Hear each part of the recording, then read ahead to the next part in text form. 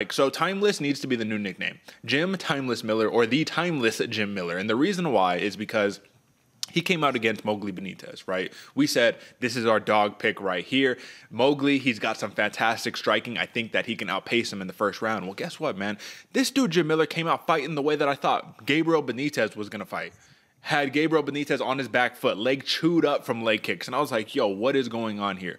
Were you surprised to see the conviction in Jim Miller when he walked forward and said, I'm going to bring it to you, and then when I'm comfortable, I'm going to wrestle you, and I'm going to dictate this fight wherever I want it to go? What did you think? I guess to answer your question, Derek, was I surprised to see the conviction in Jim Miller? No, not at all, because there's nothing. We've come to expect that out of Jim Miller. He's going to fight his heart out, and he's going to fight tooth and nail to get this done, and that's exactly what we saw. I was surprised to see the output and the performance, man. I definitely thought Gabriel Benitez was going to come out and be the one leading the dance, kicking legs, hurting people out there. Jim Miller showed up as an absolute dog, had everybody's mouths agape because he came to fight, brother. I was very impressed, very, very taken back by the performance that Jim Miller had. It looks like he's making it to UFC 300. What do you think? Yeah, I mean, he came out more or less unscathed, right? Like, more or less. He was beat up. His face was showing some redness and all of that good stuff from the strikes of Gabriel Benitez, because Benitez was setting him up some really good straight shots, but it wasn't enough, right? He had more volume, too. He just had less efficiency, wasn't able to land as much.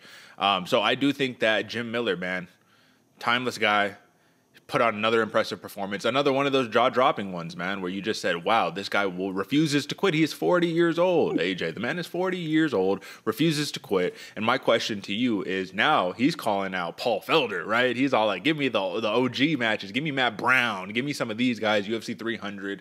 We love Jim Miller. He's a legend. But given we need to have 299 is already stacked to the gills, right? Some are saying that's the best card that will ever happen if all the fighters make it to the actual fight.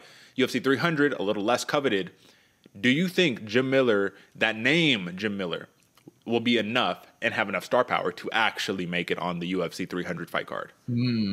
Have enough star power. That's the interesting caveat to there, Derek, because with the hardcores, absolutely. We're going to see a name Jim Miller on the docket. We're going to be very excited to watch him fight, but have enough star power to really be drawn in for the casuals and pushing ticket prices.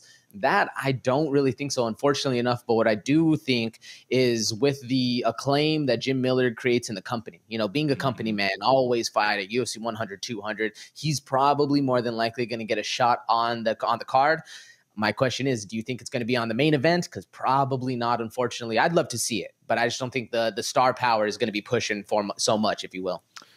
Not at all, dude. I don't think this is a card, though, that you complain that you're an OG and you're on the prelims. It kind of is what it is. It's like, they put Bo Nickel on the first fight of the card or something like that. Like, you just accept it. You're like, all right, the UFC 300, we made it. So, fantastic fight. But let's talk a little bit about the money perspective right here, man. If you think logically, you think, okay, Benitez is a striker. Jim Miller, we already knew that the takedown was going to be there, but can he even get to the takedown, or will he be overwhelmed? Clearly, that was not a problem. Submission is like the most likely outcome you would think realistically over the TKO. I know we didn't discuss it much in the pre-show, but when you see plus 400 submission hit round 3, how impressed were you? Like, were you like, oh man, this is impressive in terms of like, I can't believe he got it done? Or were you saying, I'm impressed that I didn't think of putting plus 400 on the submission prop for Jim Miller? What, am I out of my mind? What do you think?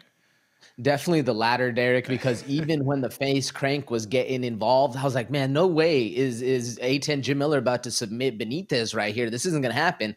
Sure enough, man, with, a minute and a half left or whatever it was, gets the face crank in. I was blown away. It didn't even come to my mind that we were going to see this kind of performance out of Jim Miller. And admittedly, a little let down by my own self, but still very, very impressive that Jim Miller still has that in him, that dog in him to be able to get the fight done and not only outperform his opponent, but get to the point where he can finish him, solidify the win. Very impressive win for Jim Miller, man. Yeah, I didn't see it coming at all, to be honest with you, Derek. You know what? Like I said, once he started getting the fight on the ground, it was almost like inevitable to happen. But